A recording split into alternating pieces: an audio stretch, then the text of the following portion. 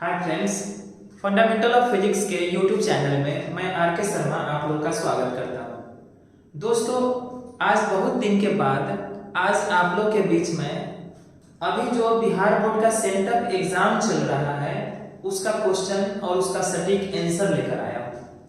और यह जान लीजिए कि यह जो सेंटअप एग्जाम होता है उसमें से लगभग 10 से 15% क्वेश्चन आपको फाइनल एग्जाम में पूछना है। साथ साथ यह एक तरह से समझा जाए तो आप लोग के फाइनल एग्जाम का ट्रेलर होता है। इससे आपको यह अनुमान लग जाता है कि किस तरह का क्वेश्चन हमसे पूछा जाएगा और किस क्वेश्चन को हम कितना समय में लिखें ताकि मेरा समय बचे। बाद में मिलान करना या करेक्शन करना भी जरूरी होता है। तो इस सब के लिए सेंटअप एग्जाम में जो आप लोग एग्जाम दिए हैं उसका क्वेश्चन और आंसर याद भी रखना है और इसको बार बार रिवीजन करके कॉपी पर लिखते हुए रिवीजन करेंगे और टाइमिंग का अनुमान लगा लेना है कि हाँ मेरा कितना टाइम लग रहा है और उसके आधार पर आपको एग्जाम में लिखना है। तो चलिए समय को बर्बाद किए बिना हम चलते हैं क्वेश्चन की तरफ। पहला क्वेश्चन हम लोग का है, निम्नलिखित में कौन संबंध सही है? Which of the following relation is correct? Relation आप देख रहे होंगे दिया हुआ है इलेक्ट्रिक फील्ड और फोर्स के बीच का रिलेशन। आप लोग पढ़े होंगे इलेक्ट्रिक फील्ड और फोर्स में रिलेशन होता है E is equal to F by Q, यानी electric field is equal to होता है फोर्स बाई चार्ज। तो पहला क्वेश्चन का हम लोग का ऑप्शन ए सही है। दूसरा क्वेश्चन की तरफ हम लोग चलते हैं। सेकेंड क्वेश्चन में देखते हैं क्या दिया हुआ है। सेकेंड क्वेश्चन जो है इसमें अगर हम लोग जाएं तो इसमें देखिएगा तो विद्युत फ्लक्स का एसआई मात्रक पूछा जा रहा है, यानी इलेक्ट्रिक फ्लक्स का एसआई यूनिट आपसे पूछा जा रहा है। इलेक्ट्रिक फ्लक्स का एसआई यूनिट निकालने के लिए हम लोग पहले फार्मूला देख लेते हैं। फाई का फार्मूला आप लोग पढ़े होंगे। फाई इज इक्वल टू होता है E a cos थीटा, यानी फाई का फार्मूला क्या होता है? तो फाई का फार्मूला आप लोग पढ़े होंगे E a cos थीटा। इसमें इलेक्ट्रिक फील्ड का जो यूनिट होता है यह होता है वोल्ट पर मीटर, एरिया का यूनिट होता है मीटर स्क्वायर, cos थीटा का यूनिट नहीं होता है। अगर हम इसको सोल्व करते हैं तो आ जाता है वोल्ट मीटर, यानी इलेक्ट्रिक फ्लक्स यानी विद्युत फ्लक्स का जो यूनिट होता है वो वोल्ट मीटर है और वोल्ट मीटर हम लोग को दिख रहा है किसमें? तो ऑप्शन सी में। दूसरा क्वेश्चन का आंसर हो जाएगा ऑप्शन सी। तीसरे क्वेश्चन की ओर चलते हैं हम लोग। क्वेश्चन में देखिएगा तो Q is equal to N लिखा हुआ है जो कि लॉ ऑफ क्वांटाइजेशन होता है। इसमें n होता है integer number, n integer number होना चाहिए। आपको यही पूछ रहा है कि n का कौन सा वैल्यू संभव नहीं है। तो इंटीजर नंबर अगर है तो संभव है, इंटीजर नंबर नहीं है तो संभव नहीं है। और इंटीजर नंबर कौन नहीं है तो हम लोग को दिख रहा है 4.2। तो इस तरह तीसरा क्वेश्चन का सही ऑप्शन हो जाएगा डी 4.2। ध्यान में रखिएगा इंटीजर नंबर है तो संभव है, इंटीजर नंबर जो नहीं है वह संभव नहीं है। दूसरे पेज में चलते हैं हम लोग। दूसरे पेज में अगर आप लोग देखेंगे तो चौथा क्वेश्चन का शुरुआत हो गया है और चौथा क्वेश्चन का जो शुरुआत हो गया है उस क्वेश्चन को थोड़ा सा हम बड़ा कर ले। आपको क्वेश्चन में देखिएगा तो दिया हुआ है पदार्थ की प्रतिरोधकता के लिए निम्नलिखित में से कौन सही है? रेसिस्टिविटी के लिए आपसे पूछ रहा है कि रेसिस्टिविटी के लिए कौन सा फार्मूला सही है। याद कीजिए रेसिस्टिविटी के लिए आप लोग पढ़े होंगे कि R जो होता है R इक्वल्स होता है रो इनटू L बाई A, यानी रेसिस्टेंस जो होता है वो लेंथ के डायरेक्टली होता है और एरिया के इनवर्सली होता है। इसमें से रो को अलग करते हैं हम लोग तो फार्मूला आ जाता है R A बाई L। तो इस तरह रो का फार्मूला हम लोग को दिख रहा है ऑप्शन सी में, rho is equal to R A by L। तो रेसिस्टिविटी का फार्मूला सी सही है, rho is equal to R A by L। 5 number question में अगर आप लोग देखेंगे तो इसमें दिया हुआ है कि किसी वस्तु को आवेशित किया जाता है, यानी कोई बॉडी है जिसको चार्ज किया जाता है। यह नहीं दिया हुआ है कि पॉजिटिवली चार्ज करना है या निगेटिवली चार्ज करना है, सिर्फ दिया हुआ है कि चार्ज करना है। आप लोग जानते होंगे अगर किसी वस्तु पर पॉजिटिव चार्ज आता है तो वह इलेक्ट्रॉन को लॉस करता है और इलेक्ट्रॉन को लॉस करता है तो उसके मास में थोड़ा सा कमी होगा। अगर किसी वस्तु पर नेगेटिव चार्ज आता है मतलब वह इलेक्ट्रॉन को गेन करता है। इलेक्ट्रॉन को अगर गेन करेगा तो उस स्थिति में उसका मास थोड़ा सा बढ़ेगा। यहाँ पॉजिटिव नेगेटिव का चर्चा नहीं है, इसलिए इसका मास जो है वह बढ़ सकता है या घट सकता है। मतलब यह हो गया कि इसका ऑप्शन सी सही है, में इंक्रीज और डिक्रीज। 6 नंबर क्वेश्चन आप लोग को यहाँ पर दिख रहा है। 6 नंबर क्वेश्चन को हम लोग देख ले, थोड़ा सा ऊपर कर दे इसको। 6 नंबर क्वेश्चन। इस क्वेश्चन में अगर आप लोग देखेंगे तो छठा क्वेश्चन जो है यह दिया हुआ है विद्युत आवेश क्वांटम ईएसयू मात्रक में होता है, यानी क्वांटम चार्ज का वैल्यू आपको बताना है ईएसयू में। क्वांटम चार्ज के लिए अगर आप देखेंगे ईएसयू में तो याद कीजिए क्वांटम चार्ज जो होता है वो फंडामेंटल चार्ज को कहा जाता है, और फंडामेंटल चार्ज का वैल्यू कितना होता है तो 1.6 × 10⁻⁻19 कूलम। यानी हम लोग का जो क्वांटम चार्ज होता है इसका वैल्यू कितना होता है तो क्वांटम चार्ज का वैल्यू होता है 1.6 × 10⁻⁻19 कूलम। कूलम में इतना होता है। लेकिन यहाँ पर अगर आप देखेंगे तो ईएसयू में पूछ रहा है, इसको ईएसयू में कन्वर्ट कर लेंगे। कूलम को अगर ईएसयू में आप कन्वर्ट करते हैं तो एक कूलम में होता है 3 × 10⁹ ईएसयू। तो इस तरह इसको मल्टीप्लाई अगर हम कर देंगे तो हम लोग का सही आंसर आ जाएगा यह 4.8 × 10⁻⁻10 4.8 × 10⁻⁻10 4.7 लगभग इक्विवेलेंट है, यानी ये एक्यूरेट होता है। हम लोग अबाउट में लेके चलते हैं तो इतना आता है। तो इस तरह सही आंसर हम लोग का हो जाएगा बी। छठा क्वेश्चन का आंसर हो गया बी।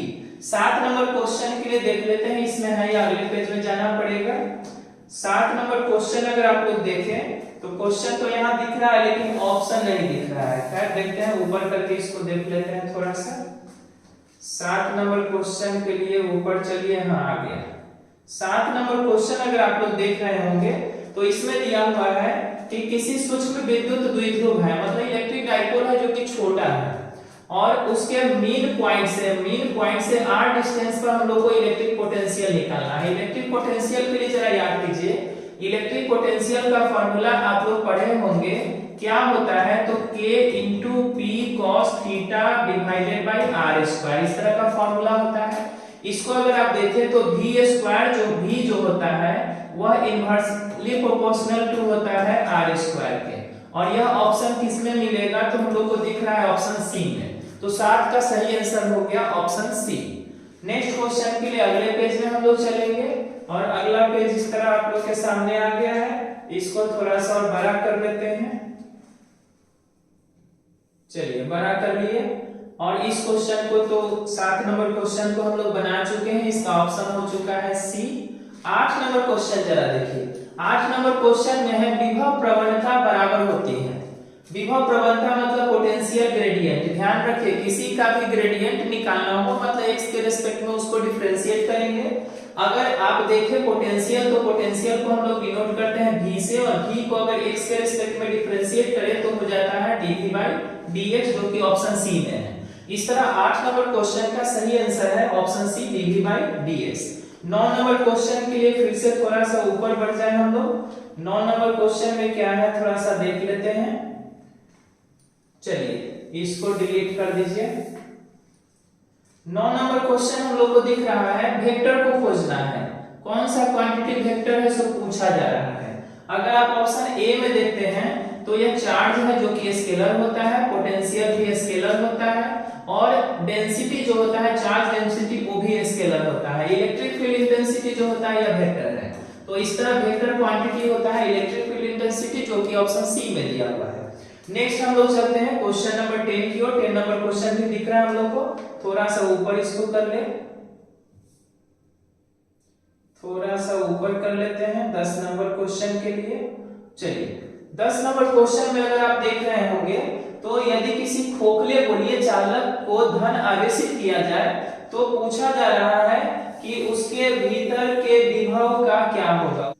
हम लोग पढ़ चुके हैं कि इलेक्ट्रिक फील्ड जो होता है स्फेरिकल कंडक्टर के भीतर में इलेक्ट्रिक फील्ड होता है 0, और अगर इलेक्ट्रिक फील्ड 0 है तो पोटेंशियल हो जाता है कांस्टेंट। पोटेंशियल कांस्टेंट होता है, और साथ में इसका चार्ज जो होता है वो पॉजिटिव चार्ज दिया हुआ है।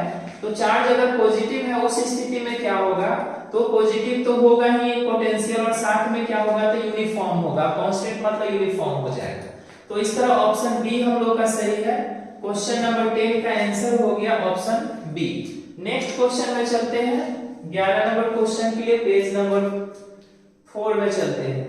अब इसको थोड़ा सा हम लोग फिर बड़ा कर ले, बड़ा करके देखेंगे अब दिख रहा है। चलिए 11 नंबर क्वेश्चन देख लीजिए। 11 नंबर क्वेश्चन में है आपको डायमेंशन पूछा जा रहा है आरसी का। आरसी का डायमेंशन, अगर आप आरसी का डायमेंशन निकालना चाहते हैं तो आर का फॉर्मूला होता है v बाई आई और सी का फॉर्मूला होता है q बाई v। अगर हम इसमें v से v काट देते हैं और q के बदले it लेते हैं, i के बदले i लेते हैं तो बचता है डायमेंशन t। और t डायमेंशन कहां पर है तो हम लोग को दिख रहा है ऑप्शन ए में। तो इस तरह आरसी का डायमेंशन होता है t, या उसी को हम लिख सकते हैं m0 l0 t। Next question में चलते हैं। 12 नंबर क्वेश्चन। 12 नंबर क्वेश्चन अगर आप देखें तो C1 का वैल्यू दिया हुआ है 2 माइक्रोफैराड और C2 का वैल्यू दिया हुआ है 4 माइक्रोफैराड। पोटेंशियल कितना दिया हुआ है तो 1200 वोल्ट, और दोनों को जोड़ा गया है किसमें तो सीरीज में, यानी दो कैपेसिटर है, दोनों को जोड़ा गया है सीरीज में। अगर हम लोग दो कैपेसिटर को सीरीज में जोड़े तो आप लोग को याद होना चाहिए कि चार्ज जो है दोनों का सेम होता है, यानी हम लोग यहाँ पर लिख सकते हैं Q1 is equal to Q2, और Q1 के बदले फॉर्मूला क्या हो सकता है तो C1 V1, Q2 के बदले हो सकता है कितना तो C2 V2। Q1 के बदले हो जाएगा C1 V1 और Q2 के बदले हो जाएगा C2 V2। आप यहाँ पर देखेंगे तो V1 और V2 दोनों मिला के कितना है तो 1200। V1 V2 दोनों मिला के 1200 है, और हम लोगों से पूछ रहा है कहाँ का पोटेंशियल तो 2 माइक्रोफैराड वाले के लिए, और 2 माइक्रोफैराड वाले के लिए हम लोग माने हुए हैं V1। तो V1 के बदले V1 को रहने देंगे और क्या करेंगे तो V2 के बदले हम लिख सकते हैं 1200 माइनस में V1। इसको अगर आप सोल्व करेंगे तो सोल्व करने पर आपका V1 आ जाता है 800 वोल्ट। तो इस तरह हम लोग का आंसर हो जाएगा 800 वोल्ट, और 800 वोल्ट किसमें है तो ऑप्शन डी में। ऑप्शन डी सही आंसर हो गया 12 नंबर क्वेश्चन के लिए। नेक्स्ट क्वेश्चन में हम लोग चलेंगे 13 नंबर क्वेश्चन के लिए। पहले थोड़ा सा इसको डिलीट करेंगे। 13 नंबर क्वेश्चन आप लोग को दिख रहा है, थोड़ा सा दिख भी रहा है। आदर्श अमीटर का रेजिस्टेंस पूछा जा रहा है, आइडियल अमीटर का रेजिस्टेंस। अगर आप लोग पढ़े होंगे तो याद कीजिए अमीटर जो होता है उसका रेजिस्टेंस बहुत कम होना चाहिए, और अगर आइडियल अमीटर है तो कम से कम करते हुए कहां पर पहुंचा देते हैं तो 0 पर। तो अगर आइडियल अमीटर है तो आइडियल अमीटर का रेजिस्टेंस हो जाता है 0, जो कि ऑप्शन ए में दिया हुआ है। नेक्स्ट क्वेश्चन 14 नंबर भी हम लोग को दिख रहा है, जिसमें चार्ज का सरफेस डेंसिटी पूछ रहा है। जरा याद कीजिए सरफेस चार्ज डेंसिटी का फॉर्मूला क्या होता है तो sigma is equal to Q by A. Sigma is equal to होता है क्यू बाई ए। अगर इसका हम यूनिट निकालना चाहते हैं तो चार्ज का यूनिट भर देंगे कूलम, और एरिया का यूनिट होता है मीटर स्क्वायर, यानी कूलम पर मीटर स्क्वायर। तो सिग्मा जो होता है सरफेस चार्ज डेंसिटी होता है, इसका यूनिट हम लोग का निकल गया कूलम पर मीटर स्क्वायर, और कूलम पर मीटर स्क्वायर जो है वो ऑप्शन सी में हम लोग को दिख रहा है। इस तरह हम लोग का ऑप्शन सी सही है। नेक्स्ट क्वेश्चन में चलते हैं अगले पेज में। 15 नंबर क्वेश्चन। 15 नंबर क्वेश्चन के लिए जरा ध्यान दीजिए, इसमें क्या पूछ रहा है तो विद्युत परिपथ का शक्ति। थोड़ा सा और पीछे देख लीजिए, इसका इंग्लिश में यहाँ पर दिख रहा है कि नहीं, थोड़ा सा ऊपर कर लेते हैं इसको, और ऊपर अगर इसको हम करें तो ऊपर करने पर यह जो क्वेश्चन है आपको इंग्लिश में भी दिखेगा। इंग्लिश में थोड़ा सा हम देखे थे गड़बड़ी था कुछ, वही दिखाना चाहते हैं। तो यहाँ पर थोड़ा सा देख लीजिए, इसको डिलीट कर दे पहले। इसका यूनिट हम लोग का निकला था कूलम पर मीटर स्क्वायर। यहाँ पर अगर आप इंग्लिश में देखेंगे इस क्वेश्चन को तो ऑप्शन सी इसमें हिंदी में तो सही था कूलम पर मीटर स्क्वायर, यहाँ coulomb per metre square. Option C अगर यहाँ देखेंगे तो यहाँ पर मिस्टेक से न्यूटन पर मीटर स्क्वायर हो गया है, जबकि यहाँ पर सही है। तो यहाँ पर न्यूटन नहीं होना चाहिए, यहाँ पर कूलम ही होना चाहिए, मिस्टेक से ऐसा हो गया है। चलिए नेक्स्ट पेज में चलते हैं। 5 नंबर पेज में क्वेश्चन नंबर 15। 15 नंबर क्वेश्चन में अगर आप देखें तो यह विद्युत परिपथ के पावर के लिए पूछा जा रहा है फॉर्मूला। पावर के लिए फॉर्मूला क्या होता है यही आपसे पूछा जा रहा है। तो याद कीजिए पावर का जो फॉर्मूला होता है, आप लोग पावर का फॉर्मूला पढ़े होंगे। पहला फॉर्मूला होता है P is equal to VI, दूसरा फॉर्मूला हो जाता है I स्क्वायर इंटू R, और तीसरा फॉर्मूला हो जाता है VA स्क्वायर बाई R। इसमें से कौन सा फॉर्मूला मैच कर रहा है तो ऑप्शन डी में तीसरा फॉर्मूला मैच कर रहा है, यानी VA square by R। Next question Wheatstone bridge. Wheatstone bridge के लिए याद कीजिए इसमें 4 रेजिस्टेंस होता है, और 4 रेजिस्टेंस में कोई रेसिस्टेंस ऐसा होता है जो कि अननोन होता है, उसी को मापा जाता है। यानी व्हीटस्टोन ब्रिज में हम लोग क्या नापते हैं, तो रेसिस्टेंस मापते हैं। नेक्स्ट क्वेश्चन में चलते हैं। 17 नंबर क्वेश्चन, थोड़ा सा नीचे है, ऊपर कर लेते हैं इसको। 17 के साथ साथ 18 भी दिखने लगा, 18 को भी थोड़ा सा ऊपर कर ले। ये घूम भी रहा है, घूम क्यों रहा है भाई, सीधा हो जा। चलिए सीधा हो गया। 18 नंबर क्वेश्चन हम लोग को दिख रहा है। अब 18 नंबर क्वेश्चन अगर दिख रहा है, इसमें आपसे टैंजेंट गैल्वेनोमीटर से रिलेटेड क्वेश्चन है। और टैंजेंट गैल्वेनोमीटर अगर आप देख रहे होंगे तो टैंजेंट गैल्वेनोमीटर के लिए पूछ रहा है कि मैक्सिमम सेंसिटिविटी कब होता है। तो मैक्सिमम सेंसिटिविटी जो होता है इसका π/4 पर होता है, यानी tan थीटा पर डिपेंड करता है इसका सेंसिटिविटी, और tan थीटा पर डिपेंड करता है, इसमें थीटा का वैल्यू मैक्सिमम सेंसिटिविटी के लिए हम लोग निकाले थे तो आया था 45 डिग्री। तो इस तरह टैंजेंट गैल्वेनोमीटर में जो मैक्सिमम सेंसिटिविटी होता है उसके लिए एंगल क्या होता है, तो π/4 यानी 45 डिग्री। ऑप्शन डी में सही है। नेक्स्ट चलते हैं हम लोग 18 नंबर क्वेश्चन के बाद 19 नंबर क्वेश्चन की ओर। अब जरा देख लेते हैं इसमें नीचे 19 नंबर क्वेश्चन है या नहीं है। नहीं है, अगले पेज में चलते हैं। 19 नंबर क्वेश्चन हम लोग के स्क्रीन पर आ गया, ऊपर में आ गया, थोड़ा सा इसको नीचे कर ले। हाँ, इसमें आपसे पूछ रहा है किसी चालक के लिए संवहन वेग मतलब ड्रिफ्ट वेलोसिटी, इंग्लिश में यहाँ लिखा हुआ भी होना चाहिए। तो यहाँ दिख रहा है ड्रिफ्ट वेलोसिटी। ड्रिफ्ट वेलोसिटी के लिए पूछ रहा है कि इलेक्ट्रिक फील्ड के साथ क्या रिलेशन है। इलेक्ट्रिक फील्ड और ड्रिफ्ट वेलोसिटी में रिलेशन पूछा जा रहा है। याद कीजिए, अगर हम बात करें इलेक्ट्रिक फील्ड का, तो इलेक्ट्रिक फील्ड जो होता है, आप लोग पढ़े होंगे मोबिलिटी का फॉर्मूला पढ़े होंगे। मोबिलिटी इज इक्वल टू क्या हो जाता है, तो Vd/E। मोबिलिटी का फॉर्मूला होता है Vd/E। इसको क्रॉस मल्टीप्लाई अगर कर दे तो Vd इज इक्वल टू हो जाएगा म्यू इनटू E। यानी Vd और E जो होता है एक दूसरे के डायरेक्टली प्रोपोर्शनल होता है, यानी ड्रिफ्ट वेलोसिटी और इलेक्ट्रिक फील्ड एक दूसरे के डायरेक्टली प्रोपोर्शनल होता है। और यह हम लोग को दिख रहा है कि इसमें तो बी में, तो इस तरह 19 नंबर क्वेश्चन का सही आंसर है बी। नेक्स्ट बढ़ते हैं 20 नंबर क्वेश्चन में। पानी का पूछ रहा है डाइलेक्ट्रिक कांस्टेंट। वाटर के लिए परावैद्युत स्थिरांक पूछ रहा है, और आप लोग को याद होना चाहिए डाइलेक्ट्रिक कांस्टेंट जो होता है वह एयर का या वैक्यूम का 1 होता है, ग्लास का 3 to 4 होता है, और वाटर का 80 to 81 होता है। यहाँ पर 80 है, मतलब 80 सही है। तो 20 नंबर में पानी का आपको डाइलेक्ट्रिक कांस्टेंट पूछ रहा था, जिसका आंसर हो गया सी में 80। नेक्स्ट 21 नंबर क्वेश्चन हम लोग को दिख रहा है, थोड़ा सा इसको ऊपर कर लेते हैं। और क्वेश्चन अगर आप लोग देख रहे होंगे तो इसमें दिख रहा है पृथ्वी का विद्युत धारिता पूछा जा रहा है, यानी कैपेसिटी आपसे पूछा जा रहा है किसका, तो अर्थ का। याद कीजिए, अर्थ का कैपेसिटी का फॉर्मूला क्या होगा, तो अर्थ जो होता है एक तरह का स्फीयर है, और स्फीयर के कैपेसिटी का फॉर्मूला क्या होता है, कहां जा रहा है, रुको भाई,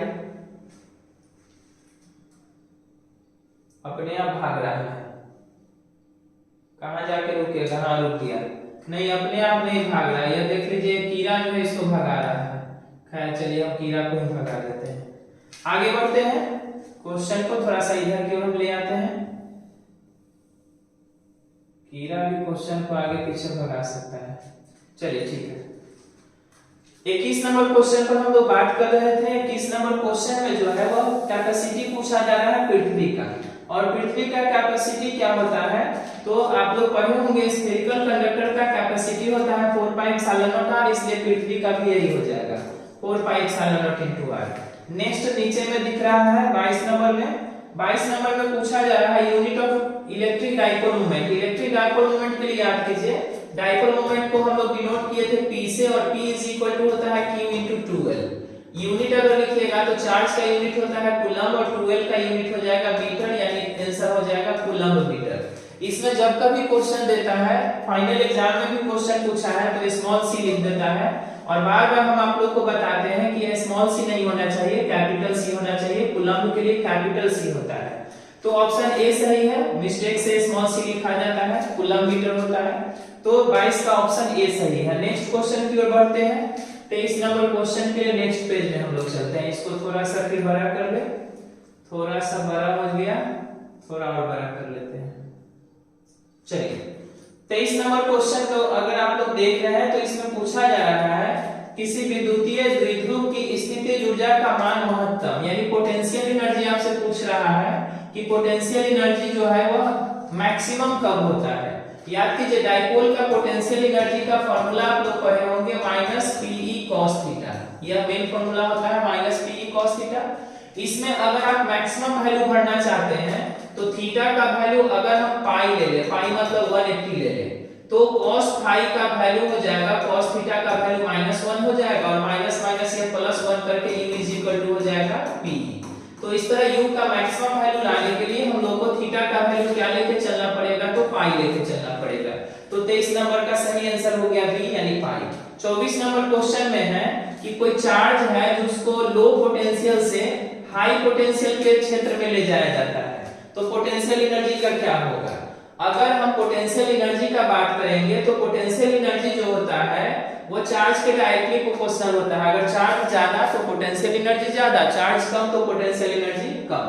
अगर यहाँ पर हम बात करें पोटेंशियल का, तो पोटेंशियल अगर लो है, पोटेंशियल अगर लो है तो पोटेंशियल एनर्जी भी लो होगा। पोटेंशियल अगर हाई है तो पोटेंशियल एनर्जी भी हाई होगा। यानी लो पोटेंशियल एनर्जी से हाई पोटेंशियल एनर्जी में ले जाया जाता है, मतलब पोटेंशियल एनर्जी का क्या होगा, तो इंक्रीज कर जाएगा, बढ़ जाएगा। तो यह बढ़ जाएगा, ऑप्शन बी में दिया हुआ है, यानी 24 नंबर का सही ऑप्शन हो गया बी। नेक्स्ट हम लोग थोड़ा सा आगे की ओर बढ़ते हैं, आगे की ओर बढ़ते हैं 25 नंबर क्वेश्चन की ओर। 25 नंबर क्वेश्चन के लिए थोड़ा सा इसको ऊपर कर ले, थोड़ा छोटा कर ले। चलिए अब 25 नंबर क्वेश्चन आप लोग को दिख रहा है। 25 नंबर क्वेश्चन में क्या पूछ रहा है, तो किसी गोलीय पृष्ठ के भीतर में, गोलीय पृष्ठ है उसके भीतर में प्लस क्यू चार्ज रख दिया गया है और प्लस क्यू चार्ज रख दिया गया है, तो इलेक्ट्रिक फ्लक्स का वैल्यू आपसे पूछ रहा है। जरा याद कीजिए गॉस थ्योरम में आप लोग पढ़े होंगे, फ्लक्स का फार्मूला होता है q/ε0। तो यहाँ पर अगर चार्ज है प्लस क्यू तो चार्ज की जगह प्लस क्यू लेके चलेंगे और प्लस क्यू लेके चलेंगे तो हम लोग का फ्लक्स का फार्मूला q/ε0 सही दिया हुआ है, यानी ऑप्शन बी सही है। 25 नंबर का ऑप्शन बी सही हो गया। नेक्स्ट क्वेश्चन की ओर बढ़ते हैं नेक्स्ट पेज में। नेक्स्ट पेज हम लोग का आ गया 26 नंबर क्वेश्चन के लिए, इसको थोड़ा सा बड़ा कर ले और 26 नंबर क्वेश्चन में क्या है थोड़ा सा देख लीजिए। इसमें क्या कहा जा रहा है, तो स्थिर विभवांतर पर यदि किसी विद्युत परिपथ का प्रतिरोध आधा कर दिया जाए, रेसिस्टेंस को आधा कर देना है, और रेसिस्टेंस को अगर आधा कर देना है तो पूछ रहा है किसके बारे में, तो आपसे पूछ रहा है हीट के बारे में कि उष्मा का क्या हो जाएगा, यानी हीट का क्या हो जाएगा सो पूछ रहा है। तो हीट तो एक तरह का एनर्जी होता है, और हीट हो या एनर्जी हो आप लोग फॉर्मूला पढ़े होंगे। अगर पोटेंशियल कांस्टेंट है और रेसिस्टेंस को लेके चलना है तो फॉर्मूला क्या हो जाता है, तो हीट का फॉर्मूला हो जाता है Va²/r × T। इसको अगर आप लोग देखें तो H और R एक दूसरे के इनवर्सली प्रोपोर्शनल है। इसका मतलब हो गया कि अगर हम रेसिस्टेंस को हाफ करते हैं, रेसिस्टेंस को क्या करते हैं तो आधा करते हैं, रेसिस्टेंस को आधा करते हैं तो हीट जो होता है वह डबल हो जाएगा। डबल किस में है, तो ऑप्शन बी में। इनवर्सली प्रोपोर्शनल है इसलिए रेसिस्टेंस आधा करेंगे तो हीट डबल हो जाएगा। नेक्स्ट क्वेश्चन आप लोगों को दिख रहा होगा, क्वेश्चन है आपका ये किससे रिलेटेड है, तो वेव फ्रंट पूछ रहा है। वेव फ्रंट जो है 10वां चैप्टर में आप लोग को पढ़ना है, वेव थ्योरी ऑफ लाइट में। इसमें अगर आप आएंगे तो पॉइंट सोर्स जो है वह कहां पर है, तो परिमित दूरी पर है, यानी पॉइंट सोर्स जो है वो फाइनाइट डिस्टेंस पर है। फाइनाइट डिस्टेंस पर है मतलब थोड़ा नजदीक में है, और अगर सोर्स ऑफ लाइट नजदीक में होता है तो इससे जो रे ऑफ लाइट निकलता है वह डाइवर्ज करता हुआ होता है, डाइवर्ज करता हुआ होता है। वेव फ्रंट अगर बनाते हैं तो यह वेव फ्रंट जो हो जाता है वह स्फेरिकल हो जाता है, और स्फेरिकल वेव फ्रंट हम लोग का दिया हुआ है ऑप्शन बी में। तो इस तरह 27 नंबर क्वेश्चन का सही आंसर हो गया ऑप्शन बी, जो कि 27 का हो गया। चलिए अगले क्वेश्चन में चलते हैं, 28 नंबर क्वेश्चन में चलते हैं हम लोग। 28 नंबर क्वेश्चन अगर हम लोग देखें तो इसमें आपसे पूछ रहा है डेल्टा का फॉर्मूला पूछ रहा है।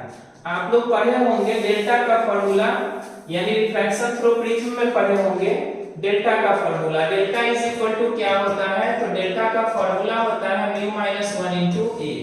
μ - 1 * a यहाँ पर दिया हुआ है बी में, तो इस तरह डेल्टा का सही फॉर्मूला है बी में μ - 1 * a। 28 नंबर क्वेश्चन हो गया। और क्वेश्चन है क्या, इसमें थोड़ा सा इसको छोटा करके देख ले। चलिए 29 नंबर क्वेश्चन भी है इसमें। 29 नंबर क्वेश्चन अगर आप लोग देखें तो इसमें दिया हुआ है कि चुंबकीय क्षेत्र B में अवस्थित M यानी बी और एम दिया हुआ है, आपसे पूछ क्या रहा है तो टॉर्क। याद कीजिए टॉर्क का फॉर्मूला होता है m क्रॉस b। टॉर्क का फॉर्मूला क्या होता है तो m क्रॉस b। तो इस तरह 29 नंबर क्वेश्चन का सही आंसर हो जाएगा tau is equal to m cross b।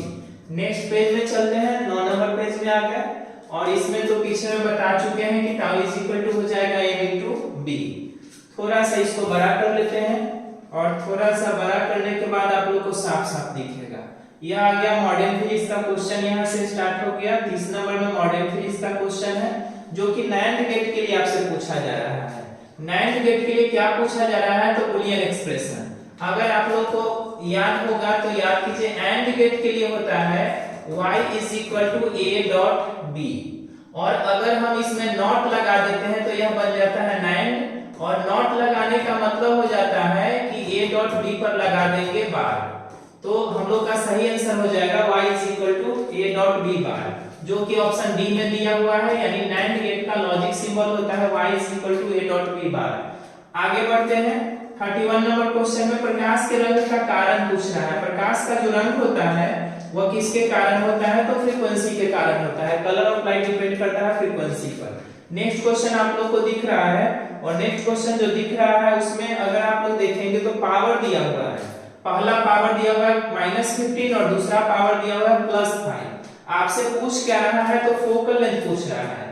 याद कीजिए अगर आप बात करें P1 का तो P1 का वैल्यू दिया हुआ है -15, P1 का वैल्यू दिया हुआ है -15 और P2 का वैल्यू दिया हुआ है +5। अगर हम P निकालना चाहते हैं तो P के लिए P1 प्लस P2 दोनों को प्लस करना पड़ता है। दोनों को प्लस करेंगे तो -10 डी आ जाएगा। और ये अगर आपको फोकल लेंथ निकालना है सेंटीमीटर में तो उसके लिए 100 को पावर से डिवाइड कर देते हैं और 100 को -10 से डिवाइड कीजिएगा तो सेंटीमीटर में हम लोग का आंसर आ जाएगा -10 सेंटीमीटर, जो कि ऑप्शन ए में दिया हुआ है। यानी 32 नंबर क्वेश्चन का सही ऑप्शन हो जाएगा ए, जो कि -10 सेंटीमीटर है। थोड़ा सा इसको और छोटा कर ले देखते हैं और इसमें है कि नहीं है। चलिए 33 नंबर, हाँ 33 के बाद 32 नहीं हो गया, 33 भी है इसमें। 33 नंबर क्वेश्चन को थोड़ा सा देख लीजिए। क्वेश्चन क्या है तो क्वेश्चन यहाँ पर आपको दिया हुआ है ताप बढ़ने से अर्धचालक का प्रतिरोध, और अर्धचालक का प्रतिरोध नहीं अर्धचालक का विशिष्ट प्रतिरोध आपसे पूछ रहा है।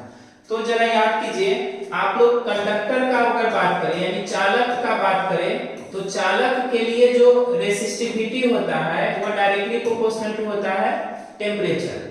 लेकिन अगर हम बात करें सेमीकंडक्टर का यानी अर्धचालक का, तो अर्धचालक में यह इन्वर्सली हो जाता है, यानी दोनों का काम उल्टा हो जाता है। यानी सेमीकंडक्टर में रो जो होता है वो टेम्परेचर का इन्वर्सली प्रोपोर्शनल होता है। यानी अगर हम टेम्परेचर इंक्रीज कराते हैं तो स्पेसिफिक रेजिस्टेंस जो है वो डिक्रीज कर जाएगा।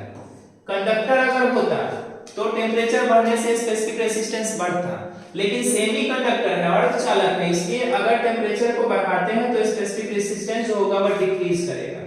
नेक्स्ट क्वेश्चन के लिए नेक्स्ट पेज में हम लोग चलते हैं, और नेक्स्ट पेज में अभी आप लोग देख चुके हैं।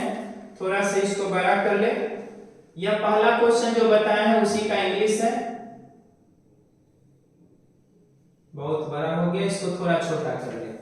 चलिए सही है, ये तो झूल रहा है झूला की तरह।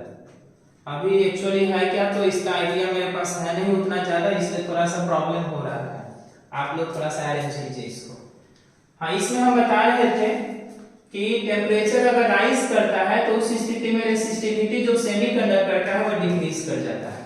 नेक्स्ट क्वेश्चन हम लोग का है कंपाउंड माइक्रोस्कोप से, और कंपाउंड माइक्रोस्कोप में आप लोग जानते होंगे दो लेंस होता है, एक ऑब्जेक्टिव लेंस होता है दूसरा आईपीस होता है। यहाँ पर बात हो रहा है ऑब्जेक्टिव लेंस का।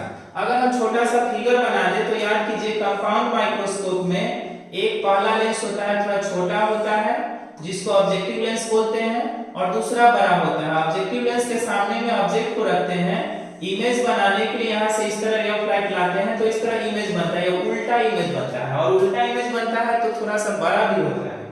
अगर आप देखेंगे तो बड़ा इमेज है और उल्टा है, बड़ा है तो सही है। अच्छा, रियल वर्चुअल पूछ रहा है तो रियल के लिए जरा देखिए, यह इमेज जो है वो वास्तव में कन्वर्ज होते हुए बन रहा है, इसलिए रियल इमेज है। रियल इमेज है मतलब वास्तविक है। तो यह कंपाउंड माइक्रोस्कोप में ऑब्जेक्टिव लेंस के द्वारा जो इमेज बनता है वह वास्तविक होता है और बड़ा होता है। लेकिन पूरे कंपाउंड माइक्रोस्कोप का अगर बात कीजिएगा तो पूरे कंपाउंड माइक्रोस्कोप में जो इमेज बनता है वह जो होता है वह रियल ना होके वर्चुअल हो जाता है। यानी इस तरह अगर करके हम बनाते हैं तो देखिएगा तो जो फाइनल इमेज बनता है वह वर्चुअल हो जाता है। खैर उससे हमको मतलब नहीं है। अभी जो क्वेश्चन आपके सामने है उसमें है ऑब्जेक्टिव लेंस के लिए यानी अभिदृश्यक लेंस के लिए। अभिदृश्यक लेंस के लिए जो इमेज बनता है वह कैसा होता है? तो रियल होता है और बड़ा होता है। आगे बढ़िए 35 नंबर क्वेश्चन आप लोग को दिख रहा है। 35 नंबर को थोड़ा सा हम ऊपर करने का कोशिश करते हैं। चलिए ऊपर हो गया। 35 नंबर क्वेश्चन हम लोग को दिख रहा है। इस क्वेश्चन में अगर हम लोग देखें तो इसमें क्वेश्चन पूछ रहा है एक उत्तल लेंस है जिसको ऐसा लिक्विड में डुबाया जाता है जिसका रिफ्रैक्टिव इंडेक्स जो है वह लेंस के पदार्थ के रिफ्रैक्टिव इंडेक्स के बराबर है। आप लोग पढ़े होंगे अगर इक्वल वाले में डुबाते हैं तो लेंस गायब हो जाता है। यही करके लेंस जो है वो प्लेन हो जाता है और प्लेन हो गया तो उसका फोकल लेंथ कितना हो जाएगा? तो इंफिनिटी हो जाएगा।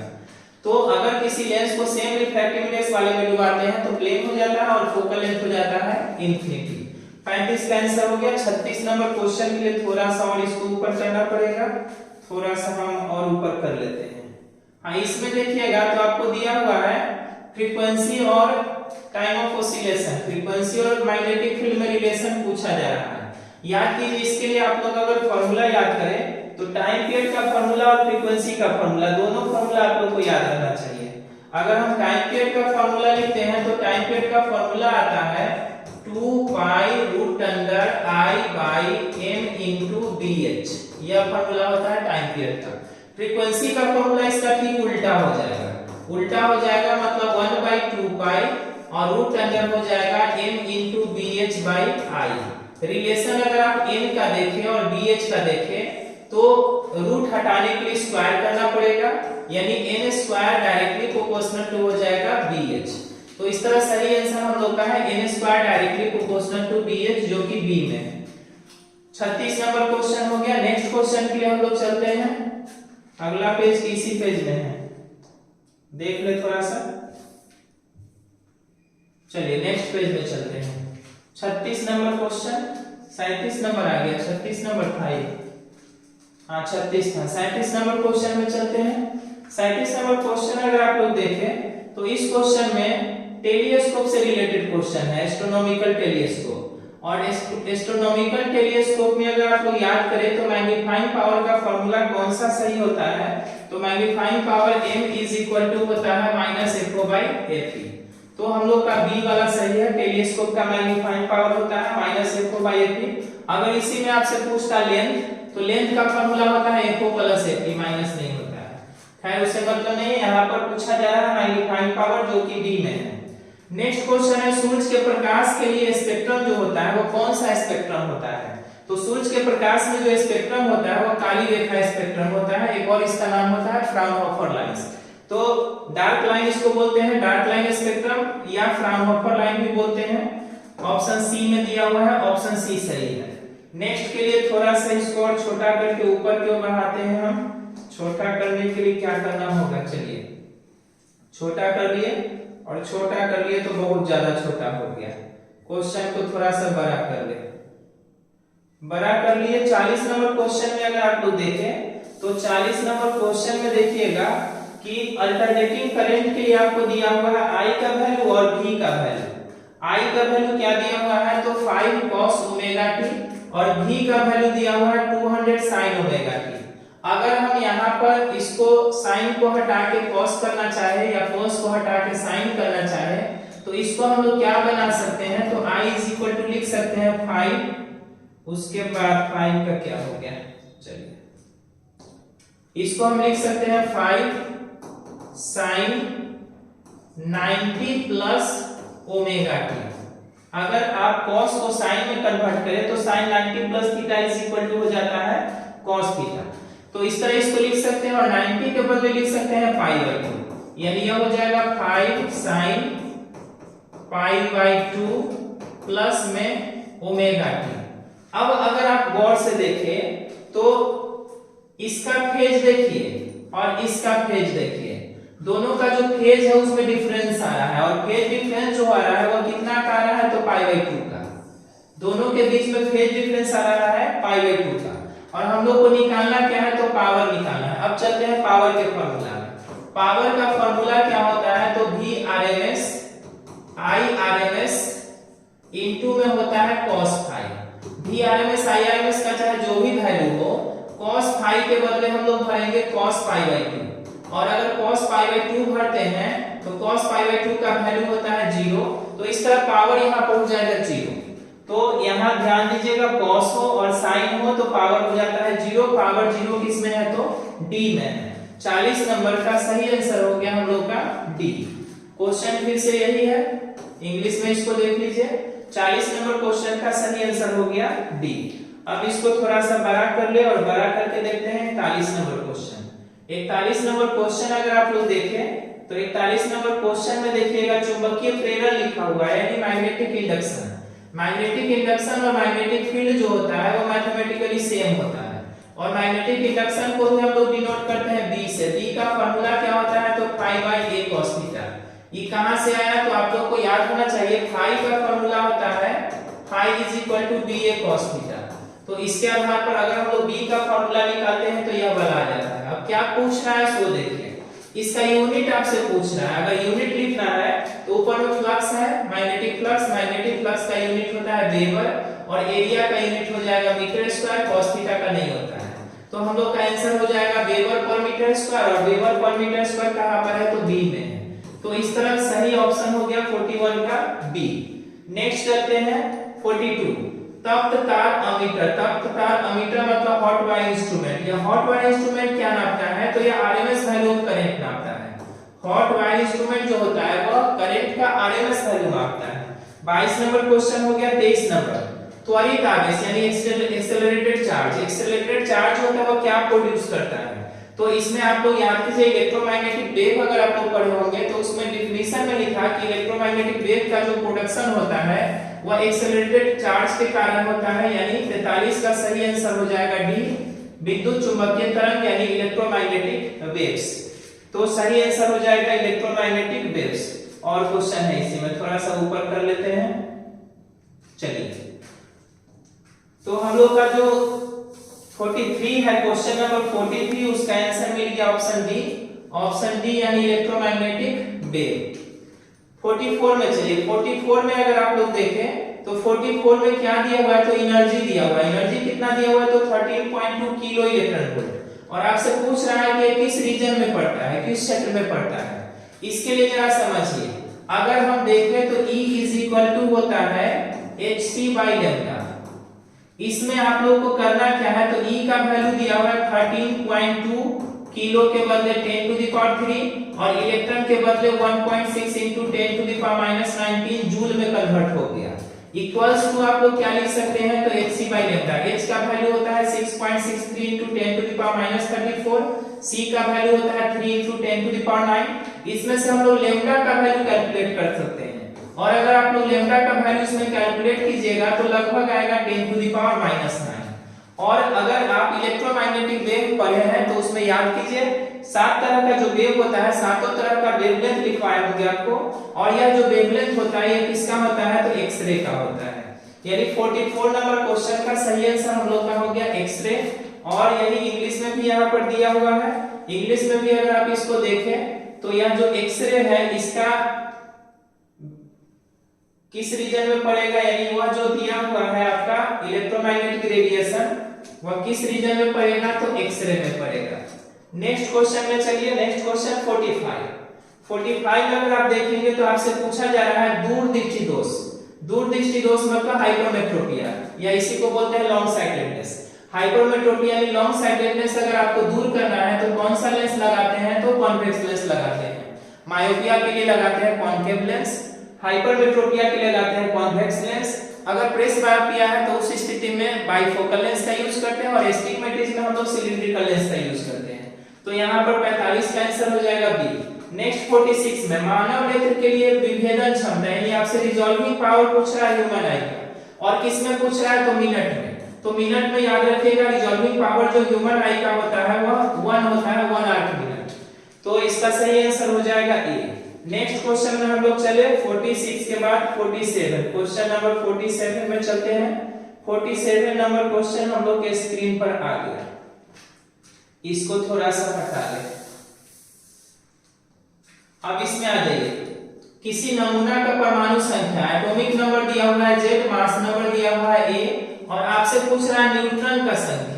याद कीजिए, अगर आपको निकालना है मास नंबर तो मास नंबर होता है प्रोटॉन प्लस न्यूट्रॉन, और यह जो मास नंबर होता है प्रोटॉन के बदले नंबर ऑफ एटॉमिक नंबर लिख सकते हैं और न्यूट्रॉन का नंबर होता ही है। इसमें से अगर हम न्यूट्रॉन का नंबर निकालना चाहे तो मास नंबर में से एटॉमिक नंबर को माइनस कर देना पड़ेगा। सही आंसर हो गया ऑप्शन डी। तो इस तरह 47 का आंसर है A माइनस जे। नेक्स्ट है चुंबकीय द्विध्रुव आघूर्ण एक सदिश राशि। हाँ सही बात है, जो निर्दिष्ट होता है मतलब इसका डायरेक्शन आपसे पूछ रहा है। तो अगर आप बात करें मैग्नेटिक डाइपोल मोमेंट का तो इसका जो डायरेक्शन होता है वो साउथ पोल से नॉर्थ पोल की ओर होता है, मतलब ऑप्शन बी सही हो जाएगा। अगले पेज में भी अगर चलते हैं तो इसका इंग्लिश हम लोग को मिल जाएगा, और इसका इंग्लिश अगर आप लोग देखें तो इसके इंग्लिश में स्पष्ट दिया हुआ है, ऊपर में देख लीजिए किधर से किधर होगा, तो इसका डायरेक्शन हो जाएगा south pole to north pole. Next question अगर आप लोग देखें तो नेक्स्ट क्वेश्चन में आप लोग देखेंगे तो 1 फैराड का वैल्यू आपसे पूछा जा रहा है। 1 फैराड का वैल्यू कितना होता है, तो 1 फैराड का वैल्यू का बात करेंगे तो उसके लिए जरा फार्मूला याद कीजिए, सी का फार्मूला। सी का फार्मूला क्या होता है, तो सी इज इक्वल टू होता है Q बाई V, और सी का यूनिट होता है farad. Farad is equal to क्या हो जाएगा, तो चार्ज का यूनिट होता है कूलम और volt, coulomb per volt. Coulomb per volt को अगर हम लोग लिखें तो इस तरह लिख सकते हैं। यहाँ पर अगर आप लोग देखेंगे तो कूलम पर वोल्ट कहीं पर हम लोग को दिख नहीं रहा है, इसका मतलब हो गया कि इसका चारों ऑप्शन गलत है। और इसको अगर हम सही करना चाहे तो सही कर सकते हैं। उसके लिए क्या लगाना पड़ेगा, तो यहाँ -1 लगा देना पड़ेगा, यानी -1 अगर हम लगा देते हैं तब इसका सही ऑप्शन ये हो सकता है। अभी जो ऑप्शन आप लोग का दिया हुआ है चारों ऑप्शन गलत है, मिस्टेक से एक आध क्वेश्चन ऐसा मिल जाता है। नेक्स्ट चलते हैं 50 नंबर क्वेश्चन में। 50 नंबर क्वेश्चन में अगर आप लोग देखेंगे तो म्यू का फार्मूला पूछा जा रहा है। म्यू का फार्मूला जरा याद कीजिए, म्यू बराबर क्या होता है, तो V/H, यानी परमिएबिलिटी का फार्मूला होता है magnetic field divided by magnetising field. तो इस तरह इसका सही ऑप्शन ए सही है। नेक्स्ट थोड़ा सा इसी को आगे की ओर हम लोग बढ़ाएंगे। 50 के बाद 51 नंबर क्वेश्चन में चलिए। 51 नंबर क्वेश्चन ये तो डांस करने लगता है, कोई बात नहीं। 51 नंबर क्वेश्चन में अगर आप लोग देखें तो इसमें विद्युत चुंबकीय तरंग के संचरण का डायरेक्शन पूछ रहा है, यानी प्रोपेगेशन जो इलेक्ट्रोमैग्नेटिक वेव का होता है वो किस डायरेक्शन में होता है। याद कीजिए E क्रॉस B की ओर होता है, या उसी को आप बोल सकते हैं कि E क्रॉस B के पैरेलल होता है, E क्रॉस B के समानांतर होता है। तो इस तरह हम लोग का 51 का सही आंसर हो गया ऑप्शन डी। अब चलते हैं नेक्स्ट पेज में, चलिए नेक्स्ट पेज में क्वेश्चन नंबर 52 नंबर क्वेश्चन को अगर आप लोग देखें तो यह उसको थोड़ा सा बड़ा कर लेते हैं, पहले थोड़ा सा बड़ा हो गया। चलिए नीचे आ जाइए। इसमें आपसे पूछ रहा है इलेक्ट्रिक पोटेंशियल किसके इक्वल होता है। याद कीजिए इलेक्ट्रिक पोटेंशियल V के लिए पूछ रहा है, और V का फार्मूला क्या होता है, तो work by charge. Work by charge यहाँ सामने में दिख रहा है बी में, ऑप्शन बी सही हो गया। नेक्स्ट 53 में आइए, प्रकाश वर्ष लाइट ईयर। लाइट ईयर जगह जगह पूछता है किसका यूनिट होता है, या तो आप लोग को याद होना चाहिए कि लाइट ईयर जो होता है डिस्टेंस का यूनिट होता है, और इसका वैल्यू होता है 9.46 × 10⁻15 मीटर। तो यह लाइट ईयर का वैल्यू होता है जो कि यूनिट होता है डिस्टेंस का। आगे बढ़ते हैं क्वेश्चन नंबर 54 क्वेश्चन में अगर आप चले तो इसमें दिया हुआ है हाइड्रोजन के लिए एंगुलर मोमेंटम का वैल्यू पूछ रहा है कि मिनिमम कितना होगा। मिनिमम एंगुलर मोमेंटम पूछ रहा है किसके लिए, तो हाइड्रोजन के लिए। हाइड्रोजन के लिए मिनिमम एंगुलर मोमेंटम, इसके लिए जरा याद कीजिए बोर्स पोस्टुलेट्स में आप लोग पढ़े होंगे। इसका एंगुलर मोमेंटम का फार्मूला mvr होता है nh/2π। अगर हम मिनिमम वैल्यू निकालना चाहते हैं तो n के जगह 1 भरेंगे, तो इस तरह हमारा आंसर हो जाएगा h/2π। h/2π कहां दिया हुआ है, तो C में। तो इस तरह 54 का सही ऑप्शन हो गया C। नेक्स्ट क्वेश्चन है प्रकाश का व्यतिकरण जो होता है वह किसके पुनर्वितरण के कारण होता है, किसके रिडिस्ट्रीब्यूशन के कारण होता है। तो इंटरफेरेंस में आप लोग देखिएगा तो इंटेंसिटी जो होता है, तीव्रता जो होता है, उसका रिडिस्ट्रीब्यूशन होता है। नेक्स्ट पेज में चलते हैं। इसी का इंग्लिश वर्ड दिया हुआ है यहाँ पर, अगर आप देखेंगे तो इंग्लिश दिया हुआ है, यानी इंटेंसिटी का रिडिस्ट्रीब्यूशन होता है इंटरफेरेंस ऑफ लाइट में। अगर लाइट का इंटरफेरेंस हो रहा है तो उसमें इंटेंसिटी का रिडिस्ट्रीब्यूशन होता है, जो कि इसका फार्मूला वगैरह भी हम लोग निकालेंगे। नेक्स्ट बढ़ते हैं 56। क्वेश्चन नंबर 56 को अगर आप लोग देखें तो बोर का आवृत्ति शर्त होता है। आवृत्ति शर्त क्या होता है? तो बोर्स एटॉमिक मॉडल में जो एनर्जी डिफरेंस बताया गया है दो ऑर्बिट के बीच का, वह किसके बराबर होता है? तो h न्यू के इक्वल होता है, यानी एनर्जी लॉस जो होता है E1 E2 is equal to हो जाता है h न्यू, जो कि फोटोन एनर्जी होता है। यानी एनर्जी डिफरेंस कहिए दोनों ऑर्बिट के बीच का, वह किसके इक्वल हो जाता है? तो फोटोन एनर्जी के इक्वल हो जाता है। तो यहाँ पर 56 का ऑप्शन ए सही हो गया। नेक्स्ट क्वेश्चन है 57 में, साबुन का बुलबुला जो होता है वो रंगीन किसके कारण होता है? तो इसमें ध्यान में रखिएगा सोप बबल जो होता है वो कलर दिखाई देता है, वो किसके कारण? तो ड्यू टू इंटरफेरेंस। इसमें होता क्या है? तो इंटरफेरेंस में जो है कुछ रे ऑफ लाइट बाहर से रिफ्लेक्ट कर जाता है, कुछ रे ऑफ लाइट अंदर से रिफ्लेक्ट करता है, और यह जो दो रे ऑफ लाइट रिफ्लेक्ट करता है उसका इंटरफेरेंस होता है, और इंटरफेरेंस के कारण ये कलर दिखाई देने लगता है। और थोड़ा सा देख ले इसमें और नीचे है कि नहीं है। चलिए है 58 भी इसी में है, 58 को देख लेते हैं हम लोग। 58 में क्वेश्चन में अगर आप लोग देखेंगे तो दिया हुआ है कि जब प्रकाश किरण एक माध्यम से दूसरे माध्यम में प्रवेश करती है तो इसका मुड़ने का घटना यानी बेंडिंग के लिए पूछ रहा है। तो रे ऑफ लाइट जब एक मीडियम से दूसरे मीडियम में जाता है तो उस स्थिति में इसको क्या बोलते हैं? तो रिफ्रैक्शन बोलते हैं। रिफ्रैक्शन में रे ऑफ लाइट एक मीडियम से दूसरे मीडियम में जाता है। नेक्स्ट बढ़ते हैं 58 हो गया। नेक्स्ट क्वेश्चन है 59, इसको भी थोड़ा सा बड़ा कर लेते हैं। 59 नंबर क्वेश्चन को अगर आप लोग देखें, बहुत बड़ा हो गया, थोड़ा छोटा हो जाए। 59 क्वेश्चन नंबर अगर आप लोग देखें तो इसमें देखिएगा तो दिया हुआ है नाभिकीय अभिक्रिया में कौन संरक्षित होता है, यानी न्यूक्लियर रिएक्शन के लिए पूछ रहा है कि कौन कंजर्व होता है। इसमें ध्यान रखिएगा न्यूक्लियर रिएक्शन में जो है वो मोमेंटम भी कंजर्व होता है और चार्ज भी कंजर्व होता है। मोमेंटम और चार्ज दोनों कंजर्व होता है, और दोनों कंजर्व होता है मतलब ऑप्शन डी सही हो जाएगा इनमें से सभी। नेक्स्ट है ऑप्टिकल फाइबर यानी प्रकाशीय तंतु जो होता है वो किस घटना पर आधारित है? तो यह टीआईआर पर आधारित होता है, पूर्णांतरिक परावर्तन पर। ऑप्टिकल फाइबर जो होता है वो किस सिद्धांत पर काम करता है? तो टीआईआर के सिद्धांत पर काम करता है। 61 नंबर क्वेश्चन में हम लोग चलते हैं 61 क्वेश्चन नंबर अगर आप लोग देखें तो इसमें अगर आप लोग देखें और थोड़ा सा ऊपर, हाँ चलिए हो जाएगा, इतना में काम चल जाएगा। इसको पहले डिलीट कर देते।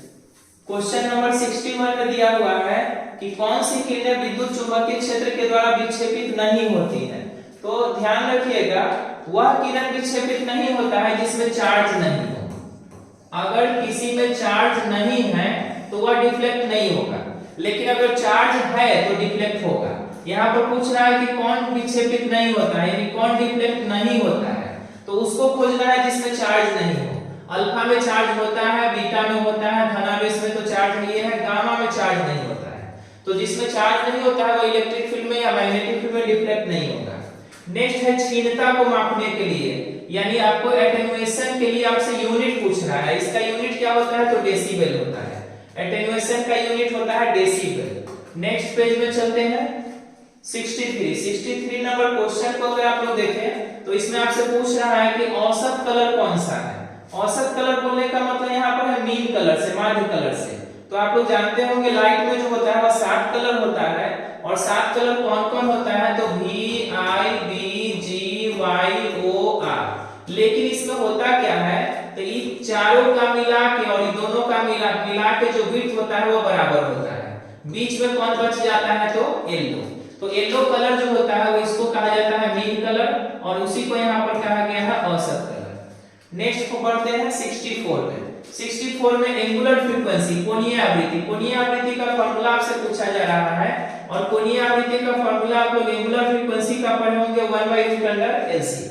इसी के जगह सीधा सीधी अगर फ्रीक्वेंसी होता है तो फ्रीक्वेंसी का फार्मूला होता है 1/2 पाई और √LC। लेकिन एंगुलर फ्रीक्वेंसी जो है ओमेगा का फार्मूला पूछ रहा है, और ओमेगा का फॉर्मूला होता है 1/√LC। नेक्स्ट क्वेश्चन में चलते हैं हम लोग 65 में। इसको थोड़ा सा ऊपर कर ले पहले। कमाल का डांस करने लगता है, सीधा हो जा, हो गया। नेक्स्ट क्वेश्चन जो हम लोग का है डायनेमो के कार्य का सिद्धांत। डायनेमो जो है वो किस सिद्धांत पर काम करता है, ये आपसे पूछ रहा है। डायनेमो के लिए आप लोग को याद होगा कि इलेक्ट्रोमैग्नेटिक इंडक्शन के सिद्धांत पर कार्य करता है। इलेक्ट्रोमैग्नेटिक इंडक्शन किस में है, तो ए में है।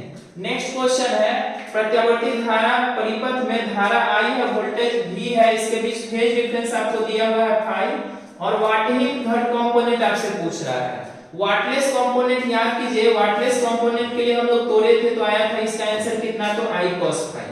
तो वाटलेस कंपोनेंट में होता है I cos फाई, याद रखिएगा इसको। आगे बढ़ते हैं क्वेश्चन के लिए, नेक्स्ट पेज में चलते हैं। नेक्स्ट पेज में फिर से उसी क्वेश्चन को देख लीजिए, इंग्लिश में दिया हुआ है। यानी अगर आपको वाटलेस करंट खोजना है तो वाटलेस करंट के लिए जो कंपोनेंट होता है वो कौन सा होता है, तो वाटलेस करंट के लिए कंपोनेंट हो जाता है I cos phi. I cos phi यहाँ बी में है।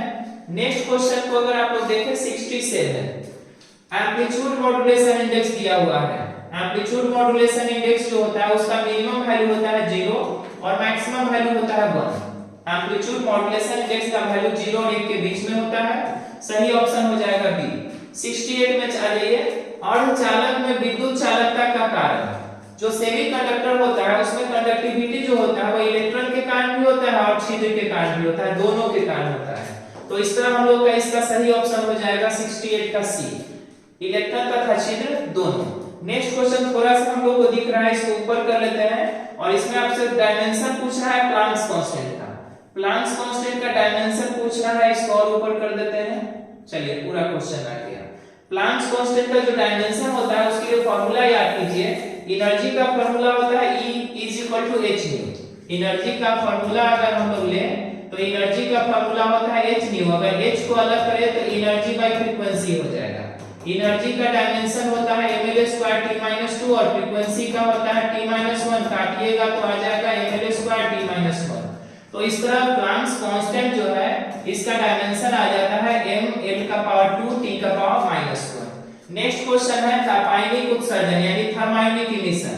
थर्मायोनिक इमिशन में आपसे पूछा जा रहा है कि यह किसके डायरेक्टली प्रोपोर्शनल होता है, तो तापायनिक उत्सर्जन जो होता है वो टेंपरेचर के स्क्वायर के डायरेक्टली प्रोपोर्शनल होता है। इस तरह हम लोग का पेज नंबर आ गया 70 और पेज नंबर 70 नहीं 19 और क्वेश्चन 70, यानी हम लोग का टोटल क्वेश्चन ऑब्जेक्टिव कंप्लीट हो गया। अगर आप लोगों को ऐसा लगता है कि ना शॉर्ट क्वेश्चन और लॉन्ग क्वेश्चन का आंसर भी समझना जरूरी है तो उसके लिए प्लीज कमेंट कर दीजिए, उस पर हम विचार करेंगे, हो सकता है उसका आंसर हम आप लोगों को समझाएं।